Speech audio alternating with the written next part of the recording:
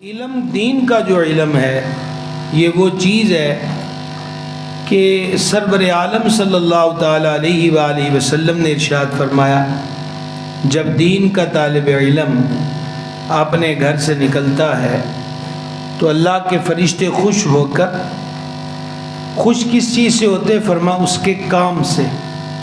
تو دینی طالب علم کا کام کیا ہے؟ دین کا علم۔ تو اللہ تعالیٰ کے فرشتے خوش ہو کر اس طالب علم کے قدموں کے نیچے اپنے پروں کو بچھا دیتے ہیں۔ آپ کو اردو سمجھ میں آ رہی ہے؟ تو ایک رات میں تو مجھے بروہی نہیں آئے گی، اور اردو تھوڑی چلتی ہے تو وہ آپ توجہ کریں گے، ذرا غور کریں۔ سب سے پہلی بات یہ، میں یہ دیکھتا ہوں کہ ہمارے دینی طلباء بلا وجہ احساس محرومی، احساس کمتری، اس جیسے خیالوں اور وہموں میں رہتے ہیں۔ دوسرا، سوشل میڈیا جو دیکھتے ہیں وہ پھر نئی نئی چیزوں کو دیکھ کر ان کے دلوں میں مختلف خیال، مثلا آپ سادہ لباس پہنتے ہیں تو آپ اب آگے پینٹ شرٹ کو دیکھیں گے یا اور فیشن والے طریقے کو، یا آپ کو دینی ماحول کی برکت سے زلفیں نصیب ہو گئیں تو آپ دیکھ رہے ہیں کہ کسی نے بڑے پف شپ سٹائل بنائے ہوئے ہیں، تو اس چیزوں کی طرف نہ دیکھیں یہ کہ آپ کے پاس جو ہے وہ کتنا عظیم ہے۔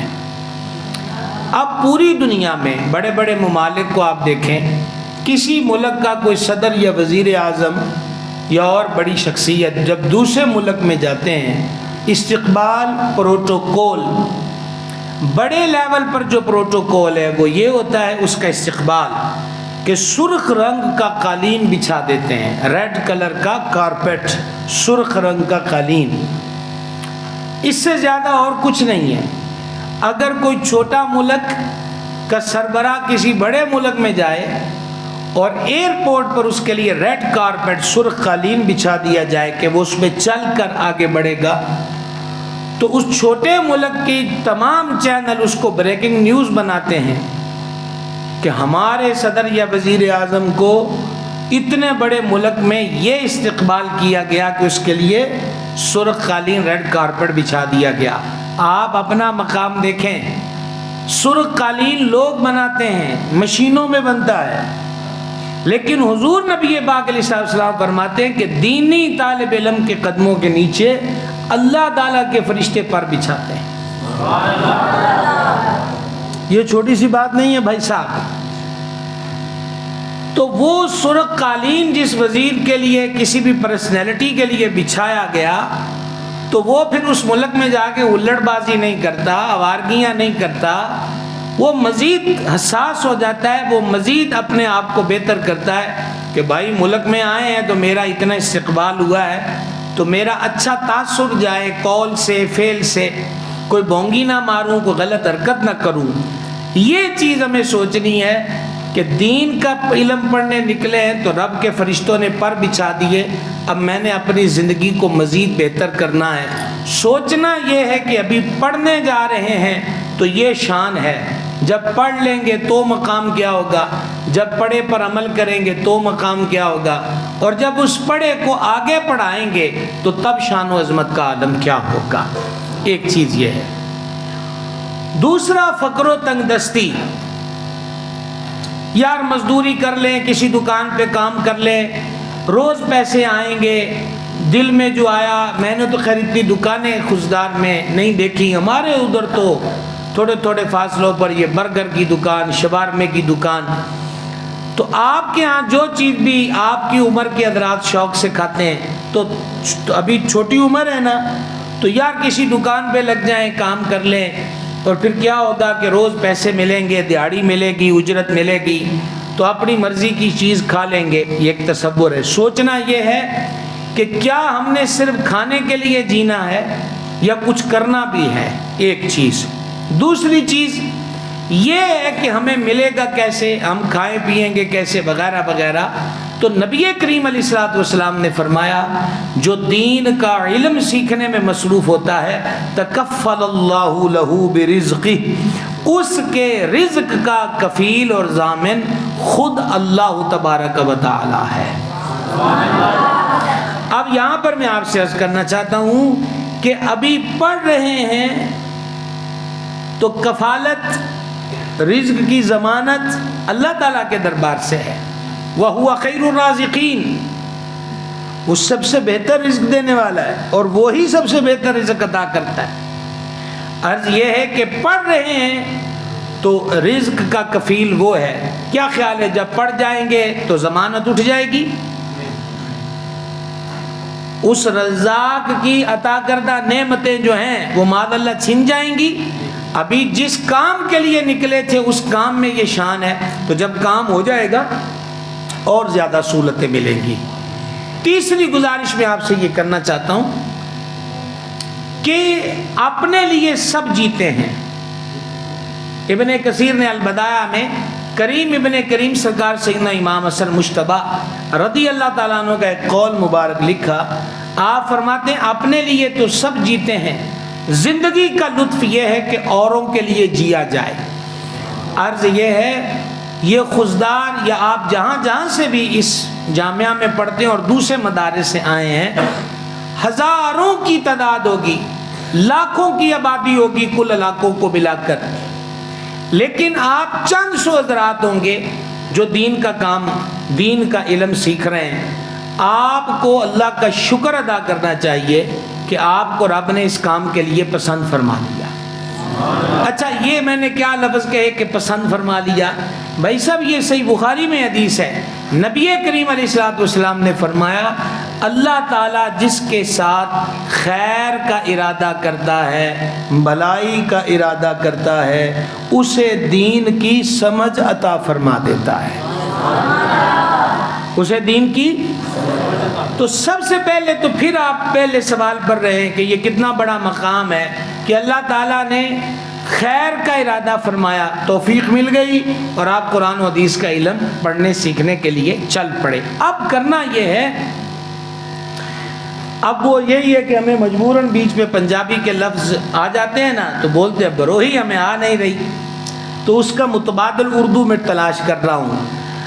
ایک ہوتا ہے جس انگلش والے کہتے ہیں جسٹ فارمیلٹی، میں کہتے ہیں ڈنگ ٹپاؤ، اور بروہی میں جی ٹیم پاس. حضرت قبلہ مفتی صاحب نے وہ کر دیا ٹیم پاس. کیا ہے بھائی صاحب، کیا کرنا ہے؟ Time pass. یہ لفظ آ گیا سمجھ میں. ایک کیا ہے اپنے وقت کو گزارنا، اور دوسرا کیا ہے وقت کو ضائع ہونے سے بچانا. کس لیے؟ کہ فارمیلٹی اور ٹائم پاس نہیں کرنا. ہمارے ادھر بولی میں کہتے ہیں تکا نہیں لگانا کہ لگ گیا تو لگ گیا، نہ لگا تو نہ صحیح. نہیں، جو درس نظامی والے آپ بیٹھے ہیں میں ان سے گزارش کروں گا دین کے علم میں، یعنی جو آپ کے پیریڈ ہیں، مختلف اسباق ہیں، ان اسباق میں ڈنگ ڈپاؤ، فارمیلٹی، ٹائم پاس، اور یہ کہ ابھی میں رٹا لگا کر سنا دوں گا، یہ نہیں. علم میں رسوخ ہونا چاہیے، مسائل کے بارے میں پوری وجہ کہ آج اگر آپ نہ پڑھ سکے تو پھر کل نہیں آئے گی. اس کی میں آپ کو ایک مثال دیتا ہوں. ہم حنفی ہیں، ہمارے احناف کے امام اعظم ابو حنیفہ رضی اللہ تعالیٰ عنہ ہے، نام آتا ہے نا امام صاحب کا، ان کی وجہ سے ہم کیا کہلاتے ہیں؟ حنفی. امام اعظم کے ایک شاگرد ہوئے ہیں، وہ عظیم شاگرد ہے کہ جو فقہ حنفی کا روشن مینار ہے، اور وہ حضرت قاضی امام ابو یوسف رحمۃ اللہ تعالیٰ علیہ کی ذات ہے. حضرت قاضی امام ابو یوسف رحمۃ اللہ علیہ کا بیٹا فوت ہو گیا. آپ نے خود اس کا جنازہ پڑھایا اور اپنے محلے والوں سے فرمایا کہ میرے بیٹے کے دفن کرنے کا کام تم کرو، تدفین، قبر میں اتارنا، کیونکہ استاد صاحب یعنی امام اعظم کے سبق کا وقت ہو گیا ہے. آج اگر یہ سبق رہ گیا تو ساری زندگی مجھے پھر سمجھ میں نہیں آئے گا. بیٹے کا جنازہ پڑھا کر امام اعظم استاد کی کلاس میں چلے گئے. اس کا نتیجہ یہ ہے کہ خزدار کی اس نورانی مسجد میں بھی آج قاضی ابو یوسف کا ذکر ہو رہا ہے. کوئی بات کی سمجھ آئی بھائی صاحب؟ مناظر، مفسر، محدث، فقیہ، عالم، رائٹر، کتابیں لکھنے والے، یہ جتنے بھی گزرے جن سے ہم مستفید ہو رہے ہیں، یہ ماں کے پیٹ میں پڑھ لکھ کر نہیں آئے، اسی دنیا میں پیدا ہوئے اور اسی دنیا میں آ کر آج تو پھر سہولتیں صدیوں پہلے اتنی بھی نہیں تھیں، لیکن انہوں نے پڑھا اور نتیجہ کیا ہے کہ آج آپ مدارس کے اندر ان کی کتابوں کو بطور نصاب کے پڑھ رہے ہیں۔ اچھا جی، حدیث کی دنیا میں جن ہستی کو امام المحدثین کہا جاتا ہے اور جن کی حدیث کی کتاب بڑی مشہور ہے، کون ہستی ہیں بھلا وہ؟ امام بخاری علیہ رحمت۔ سارے نام لیں گے ذرا بھائی صاحب؟ آتا ہے امام بخاری، نام ان کا محمد ہے۔ امام بخاری رحمۃ اللہ علیہ یہ پردیس میں یعنی دوسرے علاقے میں پڑھنے گئے۔ حضرت قبلہ میری اردو آ رہی ہوگی نا سمجھ میں؟ چل رہی ہوگی؟ کیوں حضرت؟ شکر الحمدللہ۔ تو میں نے کہا یہ نہ ہو کہ بعد میں آپ ہمیں دیکھ کے مسکرائیں، ہم آپ کو دیکھ کے مسکرائیں کہ ہوا کیا۔ ہاں سمجھ آندی پئی ہے، تھیندی پئی ہے سمجھ؟ چلو، کیا میں آپ سے کہہ رہا تھا، امام بخاری رحمۃ اللہ علیہ پردیس میں دوسرے ملک میں پڑھنے کے لیے گئے۔ آج کل 2 دن، تیسرا دن ہو گیا وہ کلاس میں نہیں آئے۔ ان کے استاد صاحب نے پوچھا کہ وہ جو آیا ہے بخارے والا وہ کدھر ہے اسٹوڈنٹ؟ تو طلباء نے کہا کہ ہم پتہ کرتے۔ تو آپ جس طرح شہر کے قریب کمرے ہوتے ہیں، جیسے آپ کے مدارس میں کمرے ہوتے ہیں، تو امام بخاری کا جو کمرہ تھا وہاں ان کے کلاس فیلوز پہنچے، تو وہ اندھیرا کر کے بیٹھے تھے۔ تو پوچھا حضرت کیا بات ہے؟ فرمانے لگے گھر سے جو پیسے لایا تھا نا وہ ایک ایک کر کے روز روٹی کے لگ گئے۔ اب مجھے 2 دن سے فاقہ تھا، یعنی روٹی نہیں ملی کیونکہ پیسے ختم ہو گئے، تو میں نے اپنی قمیص بازار میں بیچ دی اور اس سے 2-3 دن سے روٹی چلا رہا ہوں۔ میرے پاس اب ایسا کپڑا کوئی نہیں کہ جس کو پہن کر کلاس میں جاؤں۔ تو امام بخاری رحمۃ اللہ علیہ کے جو کلاس فیلو تھے، طلباء ہم سبق، انہوں نے پھر آپس میں چندہ کیا، پیسے جمع کیے، امام بخاری کے لیے ایک قمیص خریدی۔ اگلے دن وہ قمیص پہن کر امام بخاری گئے۔ اگر امام بخاری رحمۃ اللہ علیہ یہ کہتے کہ پیسے ختم ہو گئے، روٹی ووٹی کوئی نہیں ہے، چلو اپنے گھر واپس چلیں، تو آج صدیوں بعد آپ نے جو نام لیا صحیح بخاری اور امام بخاری، یہ نام نہ ہوتا۔ یاد رکھیے، زندہ رہنا ہے تو پہلے قربانیاں دینا پڑتی ہیں۔ زندہ رہنا ہے تو پہلے قربانیاں دینا پڑتی ہیں۔ آپ کے لیے تو قربانی یہ تھوڑی ہے کہ آپ نے مقتل گاہ میں جانا ہے، یہی قربانی ہے تیکھے پھیکے کی، آرام کی، نیند کی، ان چیزوں کو قربان کرنا، حالات کی تلخیوں اور سختیوں کو سہ جانا۔ وگرنہ جن بزرگوں کی میں آپ کو سنا رہا ہوں، ان کی اور آج آپ کے دور کا زمین آسمان سے بھی زیادہ کا فرق ہے۔ 5ویں چیز میں عرض کروں، اے رضا ہر کام کا ایک وقت ہے۔ یہ بات ذہنوں میں نقش کر لیں، دلوں کی تختی پہ لکھ لیں۔ اے رضا ہر کام کا ایک وقت ہے، یہ ایک اصول ہے۔ اگر آپ پڑھائی کے وقت کھانا کھائیں گے، کھانا کھانے کے وقت سوئیں گے، ہر چیز کو گڑمڑ کر دیں گے تو کبھی بھی ڈسپلن والی زندگی گزار نہیں سکتے۔ اس لیے سبق کے ٹائم میں کوتاہی نہ کیجیے۔ ایک، آپ کے مدارس میں جو سونے کا ٹائم ہوتا ہے کہ اتنے بجے سونا ہے، اس وقت پتہ نہیں آپ لوگوں کے پاس موبائل الاؤ ہیں کہ نہیں ہیں، تو ویسے تو ہم تو یہی پسند کرتے ہیں کہ رہائشی طلباء کے پاس موبائل ہو بھی تو سادہ ہونا چاہیے، اور اگر آپ اس کو کیا کہتے ہیں مستقل چاہتے ہیں کہ واقعی دین کا علم، میں بالخصوص درس نظامی والوں کے لیے کہہ رہا ہوں، تو ان کو چاہیے کہ وہ موبائل کو دورہ حدیث کمپلیٹ ہونے تک طلاق حسن دے دے، طلاق مغلظہ نہ دے، طلاق حسن. عدت اس کی دورہ حدیث تک ہے. کیا سمجھ آئی بھائی؟ آئی کہ سمجھ نہ آئی؟ عدت اس کی دورہ حدیث تک ہے. رجوع ہو جائے گا, ہم فتویٰ دے رہے ہیں, رجوع ہو جائے گا, پھر آپ لو, کیمرے والا لو, پھر دیکھو. لیکن ابھی کیا ہے, کتنا ہونا چاہیے؟ میرے دادا مرشد حضور سیدی و سندی آقائی و ملجائی کنزی و ذخری ابو الفضل محمد سردار احمد قادری رضوی, جنہیں دنیا محدث اعظم پاکستان کہتی ہے, قدس العزیز, وہ میرے دادا مرشد ہیں, نور اللہ مرقدہ. وہ شاگرد تھے جن اساتذہ سے پڑھا, ان میں سے ایک وہ شاگرد تھے حضور صدر الشریعہ بدر الطریقہ خلیفہ اعلیٰ حضرت سیدی مفتی محمد امجد علی اعظمی حنفی رضوی صاحب بہار شریعت کے, جنہوں نے بہار شریعت لکھی. حضور محدث اعظم رحمۃ اللہ علیہ جو نصاب میں کتابیں ہیں وہ تو پڑھنی پڑھنی ہیں. صدر الشریعہ نماز عصر کے بعد چہل قدمی کرتے. صدر الشریعہ بہت پائے کے حکیم بھی تھے. عصر کے بعد چلتے تھے, تو جو کتاب نصاب میں شامل نہ ہوتی, اس چلنے کے ٹائم میں حضور محدث اعظم وہ کتاب لے کر صدر الشریعہ کے ساتھ ساتھ چلتے تھے, تاکہ اس دوران میں استادوں سے یہ کتاب بھی پڑھ لی جائے. آئی سمجھ میں بات؟ تو اگر ہم نصاب والی ہی نہیں پڑھیں گے تو بات آگے کہاں چلے گی؟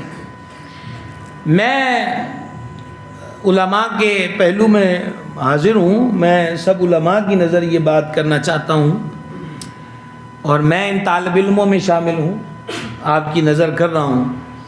میں پنجاب ہی کے ایک علاقے میں ختم بخاری کی تقریب میں گیا, تو وہاں ایک شیخ الحدیث ملے جو تقریباً 35 سال سے حدیث پڑھا رہے ہیں. تو ایک بات یاد رکھنا, کبھی بزرگ علماء ملیں اپنے اہل سنت کے, تو ان کے پاس بیٹھا کریں, مسائل سیکھا کریں, ان سے معلومات حاصل کیا کریں. امام اعظم سے کسی نے پوچھا تھا کہ آپ کو یہ اتنا بلند مقام کیسے ملا؟ تو آپ نے فرمایا ایک وجہ یہ بھی ہے کہ میں نے کبھی سوال پوچھنے میں آر محسوس نہیں کی. ٹھیک ہے, اور سوال کویسچن جو ہے وہ بذات خود آدھا علم ہے. تو میں نے ان سے پوچھا کہ کیسے پڑھا آپ نے؟ تو انہوں نے ایک چیز بتائی, درسی کتاب, یہ جو صرف ناو کی کتابیں ہوتی ابتدائی, وہ کہتے ہیں کہ رات 12 بجے سبق کی تکرار کے لیے مجھے لڑکا اٹھا دیتا تھا کہ یہ لو کتاب, اور مسجد میں لالٹن جل رہی ہے, اس کے نیچے پڑھ لو جا کے. اچھا, میرے لیے اچنبھے کی بات تھی. میں نے کہا کہ یہ کیا مطلب ہوا کہ آپ کو کتاب رات 12 بجے ملتی تھی؟ وہ کہتے ہیں کہ اس دور میں پوری کلاس کے پاس ایک کتاب ہی ہوتی تھی,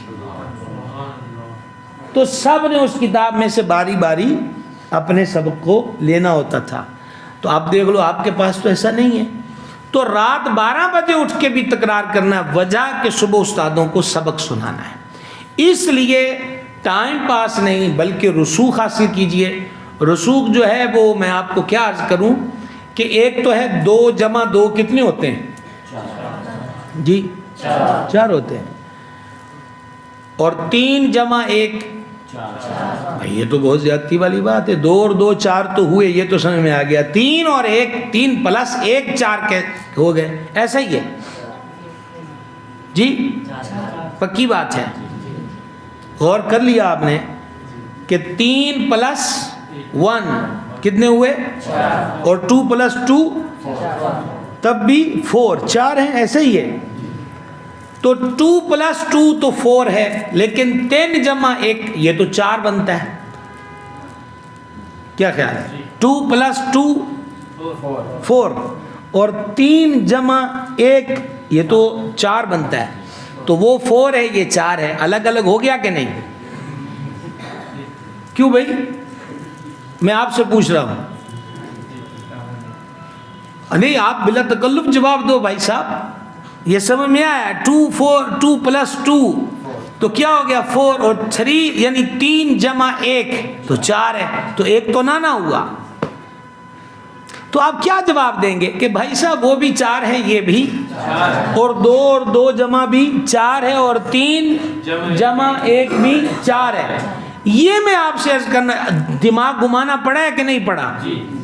میں آپ سے پوچھ رہا ہوں بھائی صاحب، اتنا میں جلسے میں ہوں، چاہے یہ تربیتی کنونشن ہو، مجھ سے شہر خموشہ میں گفتگو ہوتی نہیں ہے، تو میں آپ سے بات پوچھ رہا ہوں، مجھے بتائیں دماغ تھوڑا سا لگانا پڑا ابھی تو شکلیں دیکھنی پڑی آپ کو، 2 جمع 2 4، 3 جمع 1 4.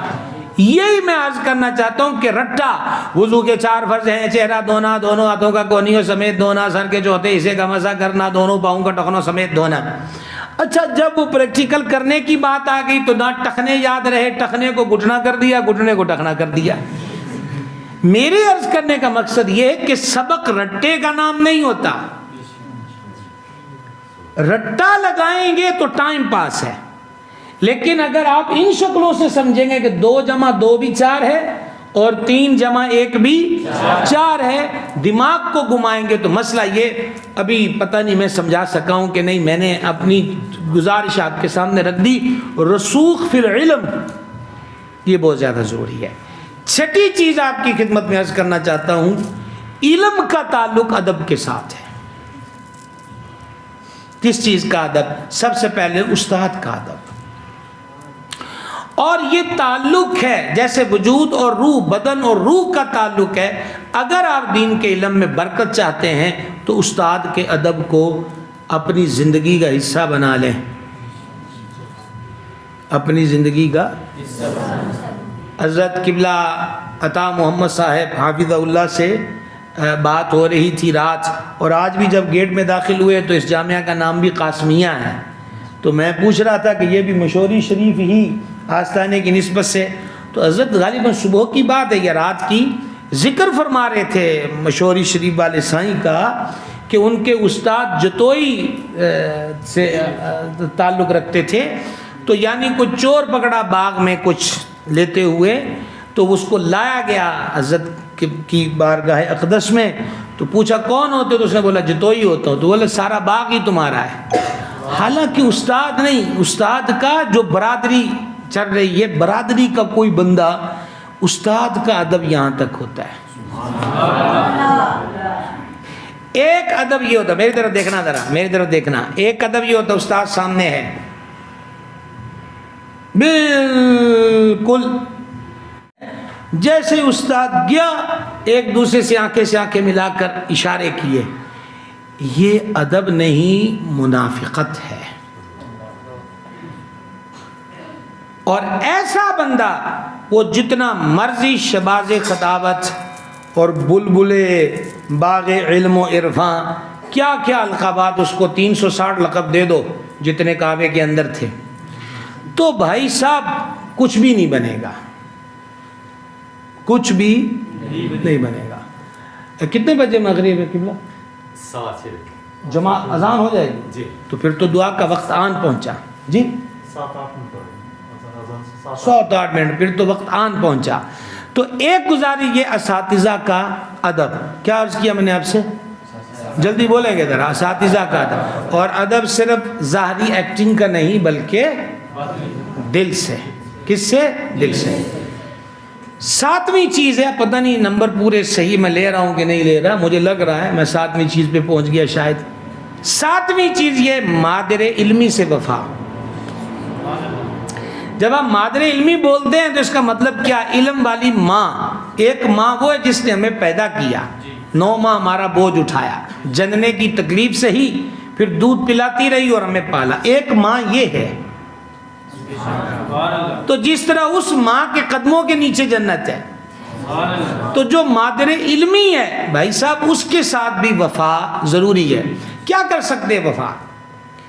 یہ بھی اس کے لیے بھی ایک الگ سے کنونشن ہونا چاہیے.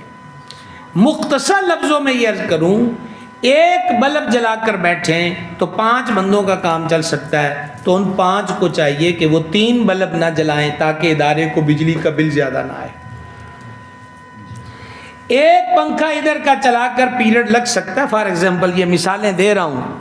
تو یہ نہیں ہے کہ 10 کے 10 پنکھے چلا دو تاکہ بجلی دیکھتے ہی مدرسہ چلانے والوں کا دماغ بھی کھول جائے کہ اب کیا ہے۔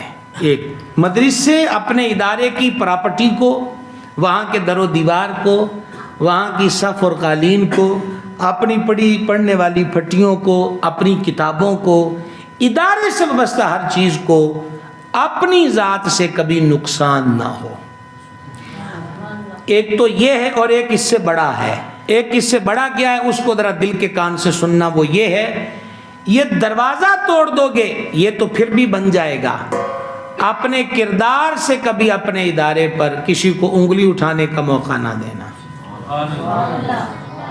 اس قول فعل سے بچنا جس سے لوگ مرکز مادر علمی پر اعتراض کریں۔ اور آٹھویں اور آخری بات درس نظامی والوں سے یہ ہے، یہی وقت پڑھنے کا ہے، اس کے بعد آپ کو پڑھنے کا وقت نہیں ملے گا۔ یہ غیب کی خبر نہیں دے رہا، مشاہدہ اور تجربہ کی بنیاد پہ عرض کر رہا ہوں۔ اس لیے جتنی دیر آپ اپنے اداروں میں ہیں کتابیں پڑھیں، جو چیز سمجھ میں نہیں آتی استاد موجود ہیں فوری حل کریں، اور دین کے خادم بن کے نکلیں۔ صرف اس لیے نہیں پڑھنا کہ میں نے پڑھنا ہے، اس لیے پڑھنا ہے کہ سرکار کی امت کا رہبر اور رہنما بننا ہے۔ اللہ تعالیٰ علم نافع عطا فرمائے۔